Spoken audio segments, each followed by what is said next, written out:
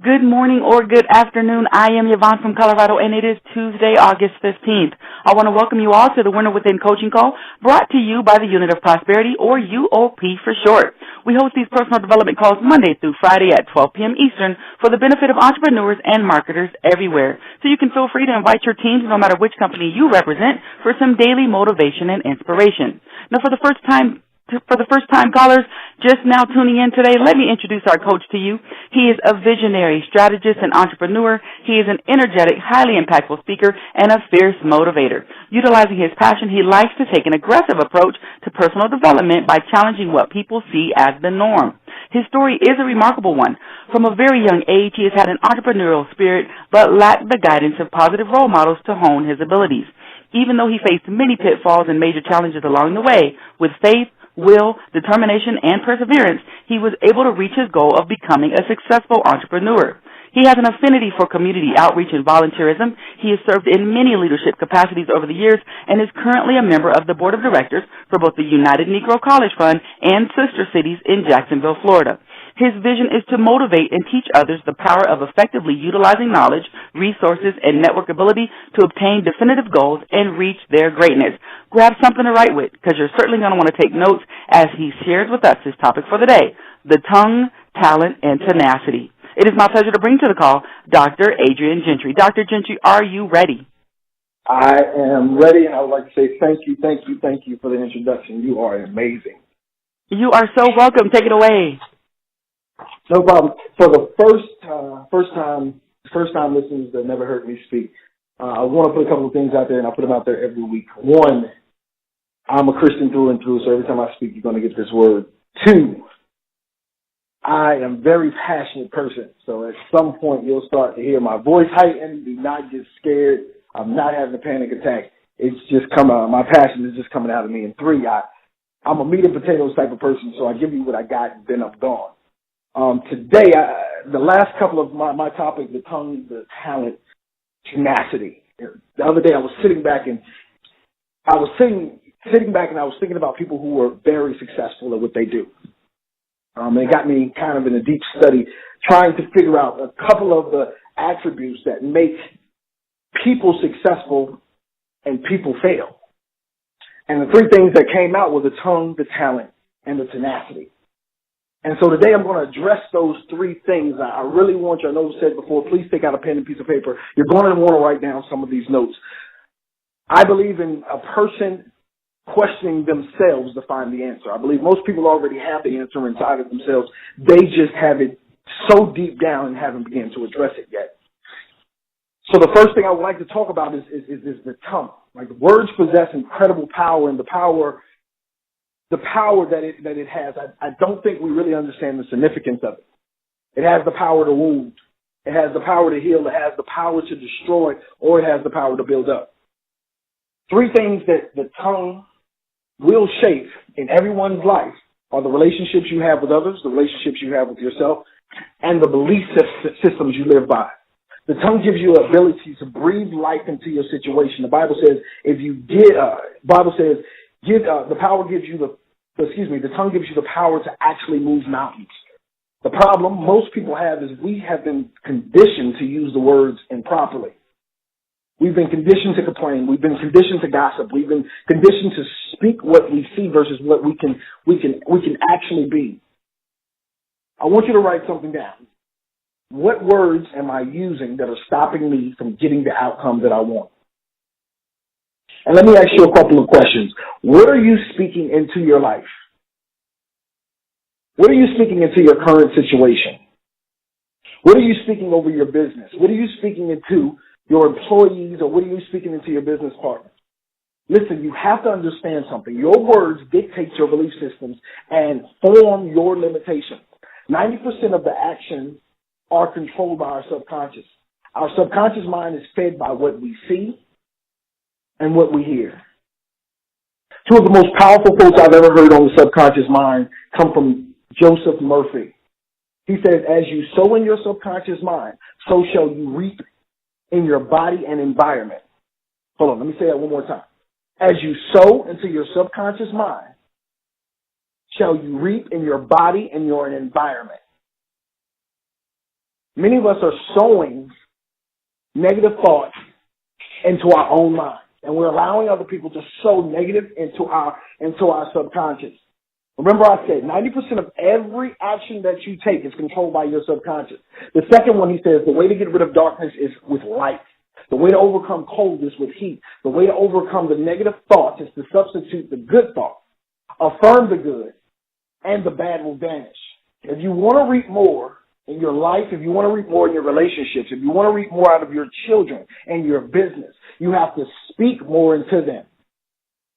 Begin to program your tongue to drive your success. But I can't, I don't have, are only limiting words. And stop letting others speak death into your life, into your relationships. When I was in elementary school, and I'm going to get a little personal here. When I was in elementary school, they labeled me as SED. Seriously emotionally disturbed. They spoke that over my life. And from the time I was in elementary school all the way till high school, I took upon this thing because everybody called us the crazy kids. So at any time in the classroom, I didn't like something, I would pick up a desk, I would throw it. I'd throw it at the teacher. I would try to fight the teachers. Outside of the house, I would fight constantly. And it was because this thing that people had spoken over my life that this guy is crazy. It had nothing to do with what was really going on or who I really was, but they had spoken into my life to a point where it became who I was. And too many people are allowing people to speak death into their life and telling them what they can do and what they cannot do. It wasn't until I began to realize that these things were in my mind, these limiting beliefs, these beliefs about who I was and who I could be. It wasn't until I began to realize that and then change the situation and speak the very things that I needed to hear to make me the person I am today. The Bible says, cause those things which be not as though they were. It's time to start speaking more of what you want and less of what you actually see right now. Stop speaking the things that people have programmed about you. You are amazing. I need every people to understand that. You are more than you've been called. You are better than people have talked about you. And you have to begin to affirm yourself that. Begin to push out the darkness that's inside of you that was never supposed to be there because someone else conditioned you to believe certain things. Someone else told you you were something that you were never supposed to be, but you can be. Is why you have to begin to speak those things into your life. Because your tongue will determine your success or your failures. Your tongue will determine the health of your relationships. Which leads me to the next one. The second virtue I sat back and I thought about that was the virtue of success is talent. Now, first thing I want you people to understand something. My mother told me when I was a kid, ain't nobody no better than nobody. One person may be sinning in the heart, the other person may be sinning in the flesh. So nobody's better than nobody. And that's what I need people to understand. Your talent is no better than anyone else's. And on the road to success, you have to embrace others' talents to magnify yours. And in the Bible, there's a story, and it's called the parable of the talent. And in this story, there was a master. He was about to leave out, and before he left, he gave 3 servants something. The first one, he gave 5 talents. Another one, he gave 2. The last one, he gave 1. And when he came back, the first thing he wanted to see was, wait, hey, what's up with these talents?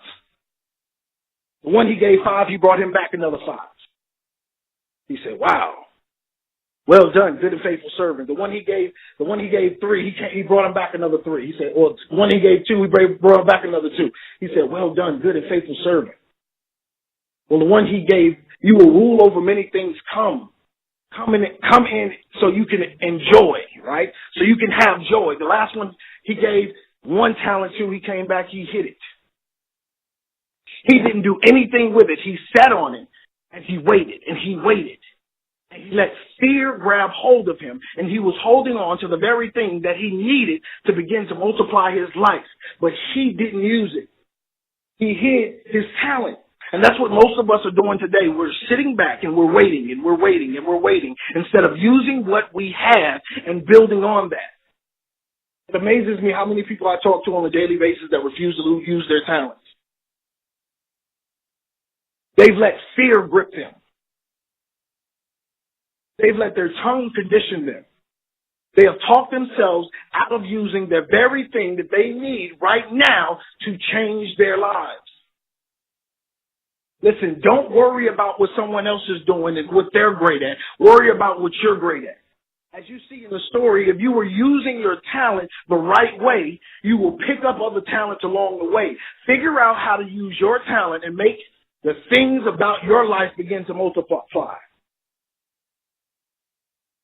But your talent will not work unless you work your talent. It amazes me how many people I meet are really talented, but they're broke. They say they want to do something different, but they're broke. Very talented. I've watched it all the time. They won't work hard for what they want, which really leads me to my third point is tenacity. And before we talk about tenacity, I think these are one of those words that we really never defined. It's a power word. It sounds good. It sounds domineering. It sounds bold, but we've never defined it.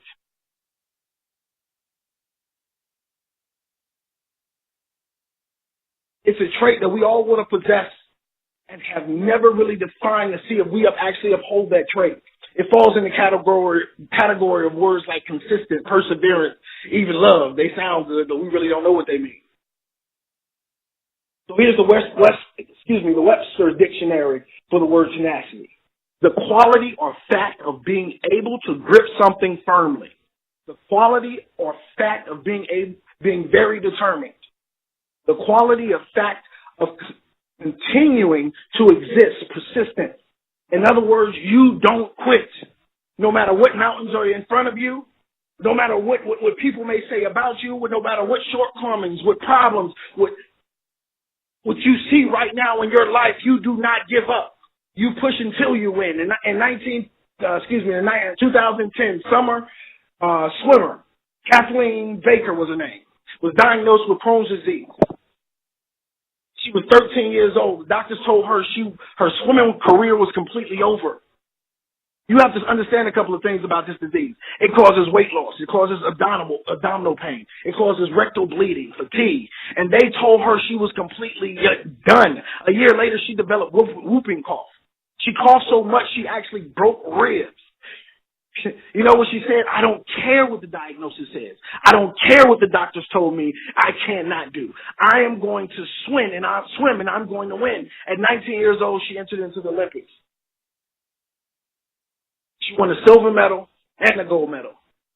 You have to understand something. The odds were stacked against her. She couldn't have given up. No one even would have looked at it. No one even would have blamed her or looked down their nose.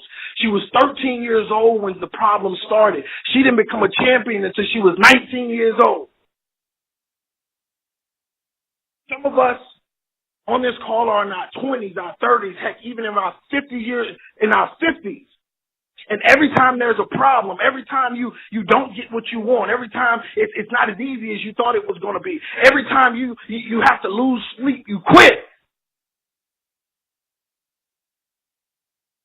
I hate to say it like this, but some people will never be champions because they aren't tenacious enough to win. Some people will never have the great relationships because they're not tenacious enough to fight for them. Some people will never be financially free because they're not tenacious enough to work for it. So I want you to ask yourself a piece of paper. I want you to write this down. Am I willing to lose sleep? Am I willing to read the books? Well, I really don't like reading. No, then you're not tenacious enough. Why? Because the successful read. Are you willing to go through the pain? Olympic swimmer, she broke ribs. She coughed so much she broke ribs. Do you think every time she got in that pool she wasn't in pain? Do you think her body wasn't physically worn down? She wasn't tired? Are you willing to work through the ridicule?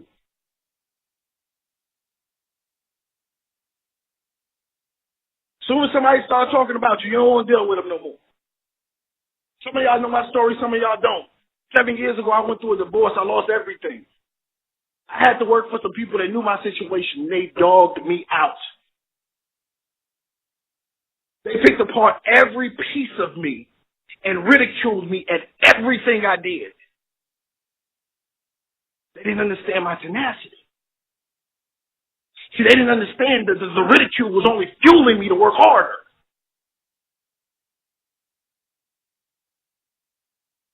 They didn't understand that I was willing to give up the sleep. Didn't care about sleep. There was a goal I was trying to get to. Are you willing to go through the ridicule? Now, this is the big one. Are you willing to give up the relationships that are holding you back? Some of y'all have been in relationships with friends or a boyfriend for 10 years. And it's not doing nothing for your success. In fact, it's enabling you to stay where you are in life right now. And not go to where you want to be. It takes tenacity. We can't call ourselves tenacious if we're not willing to put in the work and do what it takes. We were all meant for success. Everyone on this call was meant for greatness. And for some odd reason, we've let the world tell us what we cannot do. We've let our tongues talk us out of our destiny. We've shrunk and not stood up and utilized the talents to really begin to multiply our lives. If you're ready to take back your life, you're going to have to do some things you probably never did before. You're going to have to do some things that make you very uncomfortable. You're going to have to stick to it. That you need to go to the next level. I don't like them. I ain't doing business no more. Huh? How you going to give up your dream because you don't like somebody? How you gonna give up your dream because money got tight? That means it's time to fight harder. In those times, your breakthrough is right around the corner. You're being tested. Well, I can't get 8 hours of sleep no more. I just can't do this right now. This is not the right time in my life. Well, when is it going to be the right time? Because if right now you don't have the time, you'll never have time. Because all you're doing is limiting your beliefs. All you're doing is limiting your life based off of your tongue.